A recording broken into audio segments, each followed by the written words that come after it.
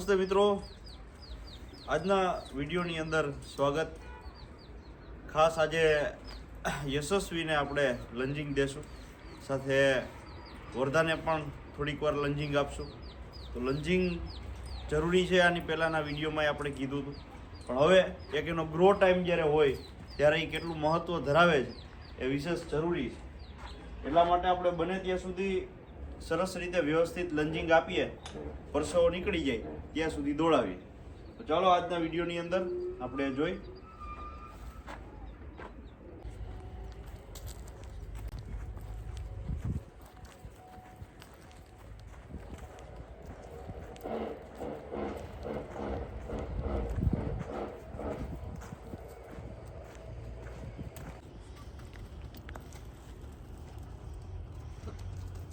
જરા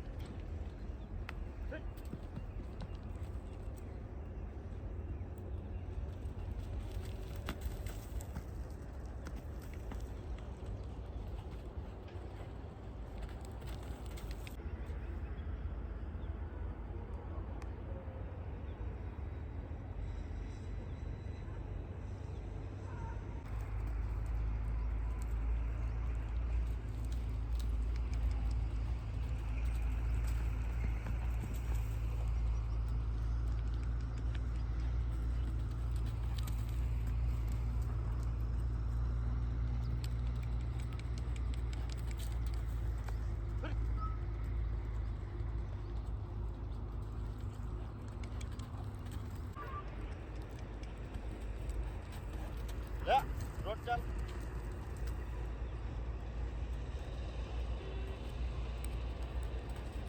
બસ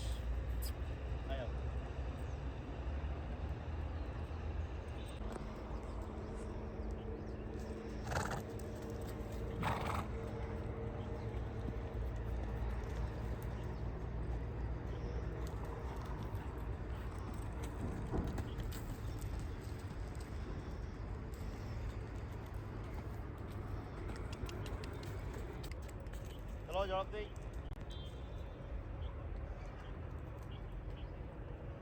બસ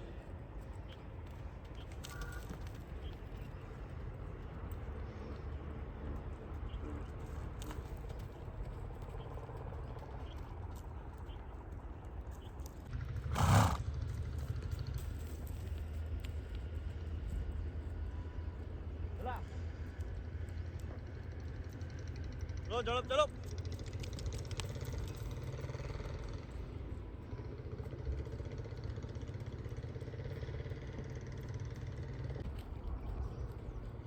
ચાલો ઝડપ.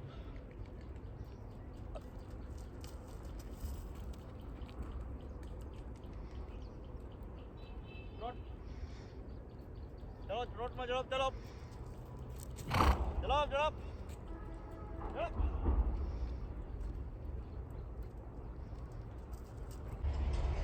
તો મિત્રો, જોયું પેલા શરૂઆતની અંદર ઓપનલી તમે એને દોડવા દો તો વાંધો ન આવે. એને જેમ દોડવું એમ પછી છેલ્લે આપણા કમાન્ડ ઉપર આવી જાય. કારણ કે પહેલાં પોતાની મસ્તી, આ થોડોક શિયાળો છે એટલે ઘોડા ચોમાસું અને શિયાળામાં વહેલી સવારે ખાસ તો એ જે એનર્જી ભેગી થઈ હોય એ કારા બહાર કાઢી લે, પછી તમારા કમાન્ડ ઉપર આવે. તો જો હવે થોડુંક બાષ્પીભવન થવા માંડ્યું છે અલગ અલગ જગ્યાએ. તો જ્યારે ટ્રેનિંગનો ટાઈમ હોય ને ત્યારે તમે એને આ ડરાવવાની ને આ બધી બીક છે એ દૂર કરી શકો. એમ છે આ રીતે જો એ બહુ બીતું હોય તો એને તમે ઊંઘાડી દો, પહેલાં ખંજોળી લ્યો, એટલે એને પછી આ ટેવ છે એ બધી થોડીક નીકળતી જાય. આ રીતે કરી પછી ઊભા રહી જાય, વાંધો ન આવે. તો ધીરે ધીરે આ બધી પ્રેક્ટિસ છે એ લંજિંગ દરમિયાન જ દઈ દેવી. એટલે કરીને કોઈ વાંધો ન આવે. પાછલા પગે હાથે આપણી તો પહેલેથી અટતા એટલે બહુ વાંધો નથી. બાકી આ રીતે આમ જો એને પછી એટલી ભડક ન લાગે, જોયું તમે? નકર વધારે પેલા ભડકે આ તે એવું થાય. તો આ લંજિંગ દરમિયાન આ બધી પ્રેક્ટિસ દેવી જોઈએ. અને શિયાળામાં તો ખાસ જેટલું લંજિંગ આપો, સવારી તો આપણે થઈ ન શકે, એટલે જેટલું મેક્સિમમ લંજિંગ આપો એટલો બોડીનો ગ્રોથ પણ સારો થાય, એના મસલ્સ છે આ બધા ડેવલપ થાય.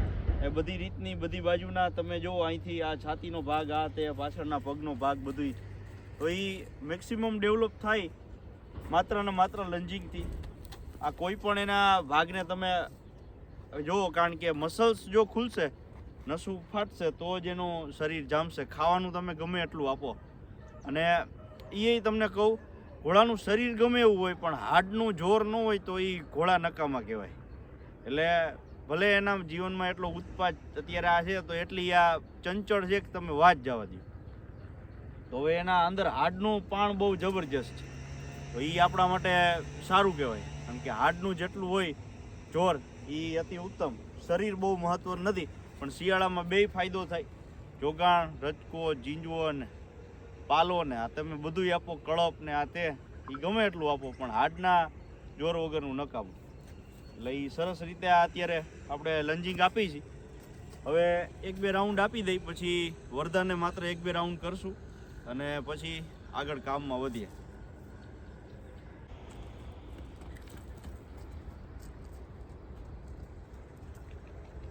ચાલ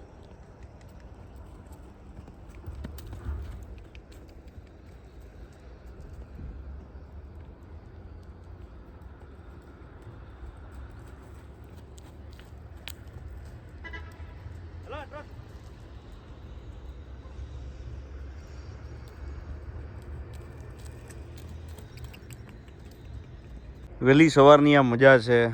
જો કૂણો તડકો હોય અને મજા આવે. અને ખાલી ચક્કર ફેરવવાનું નહીં મિત્રો, બધી રીતનું આપણે એને ટ્રેનિંગની અંદર નોલેજ દેવું જરૂરી છે. તો શોની અંદર જ્યારે સૌથી વધારે તકલીફ થતી, આપણે શોમાં નથી લઈ જવાના, પણ આપણો અંદરનો શોખ છે, એટલા માટે આપણે બધી ટ્રેનિંગ એને અત્યારે જ કમ્પ્લીટ કરીશું. તો સરસ રીતે એને આ ટ્રેનિંગ હોવી જોઈએ. માણસ હારોહાર સતત હાલવાનું, અટકવાનું નહીં ક્યાંય, સીધા પટ્ટામાં ચાલવાનું. તો આ બધું અત્યારથી તમે આપશો તો આ બહુ આગળ જતાં તમને કામ કરશે. લોકો કંટાળી જાય છે, એની પાછળનું કારણ એ છે કે શરૂઆતમાં ધ્યાન નથી દેતા હોતા, અને પછી અચાનક જ્યારે શો આવે ને ત્યારે પછી આપણે કોઈ વ્યવસ્થિત ટ્રેનરને આમ તેમ બોલાવવા પડે. તો આ ખુદની જો ટ્રેનિંગ હોય સરસ રીતે, તો એ સરસ પહેલેથી જ વેલ ટ્રેન બને.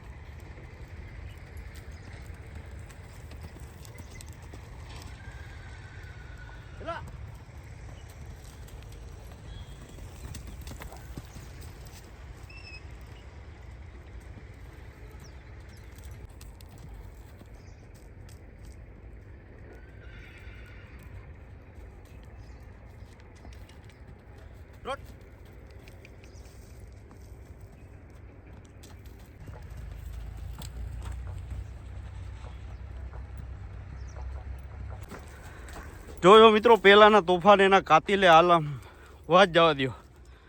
અને હવે કેવું સરસ રીતે થોડુંક શું છે સામ દામ દંડ ભેદ બધી નીતિ અપનાવવી પડે ત્યારે આ કરીને સરખા ચાલે. એટલે એમાંની હવે પાછું સરખું હાલવું હોય તો આ બધી નીતિ થોડીક આનો ઉપયોગ જોઈ ક્યારેક ક્યારેક. અને હવે ટોટલી કંટ્રોલમાં આવી ગયા. થોડીક ઢીલી કરી દે હાલે દૂર ચાલ ચલાય ગેંડર ચલો વર્તા ગેંડર ચલા.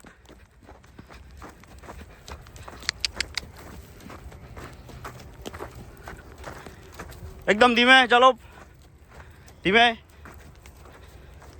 શાબાશ બસ. તો આવી સરસ શિયાળામાં એની ને આપણી બેયની કસરત થઈ જાય અને ધીરેકથી પછી આરામદાયી નવડાવી દેવાનું. એવું ટાઈડનું અત્યારે જોઈએ તેમ ભેગું ન થાય એટલે બને એટલી બેય કસરત હારે જરૂરી છે. એકદમ ફ્રેશ એ થઈ જાય ને આપણે થઈ જાય. આપણે ઘરે જઈને નહીં લેવાનું અને અહીં નવડાવી દેવાના. વાહ સરસ વરદા શાબાશ. સરસ મજાની રીતે નવડાવી દીધા અને ભરપૂર ધુવાણા.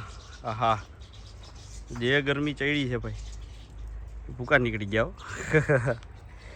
ને આરોવાર વરદાને પણ જોઈ લ્યો.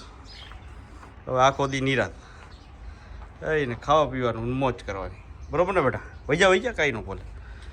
સરસ રીતે આજનું આપણે કામ પૂરું કર્યું.